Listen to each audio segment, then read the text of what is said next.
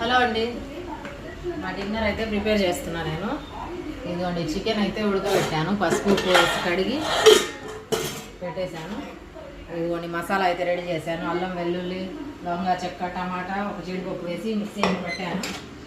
మరి మా వారు అయితే అపోలో ఫిష్ తెచ్చుకున్నారు. మా బాబుకి కోసం చికెన్ చేస్తున్నా. ఇదిగోండి పొరోటా మధ్యాహ్నం కలిపి పెట్టాను. పిండి ఇది బాగా నానింది. పొరోటా కలిపేది కూడా వీడియో పెట్టాను మీకు.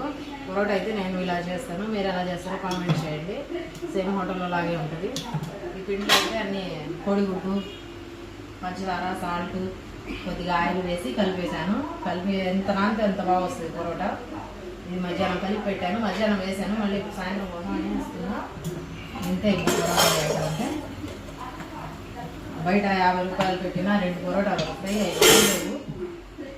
ఏ ఆయిల్ అంటే ఆయిల్ వేసి చేస్తారు. మనమైతే ఇంట్లో హెల్తీగా చేసుకోవచ్చు. ఓకేనండి, బాయ్.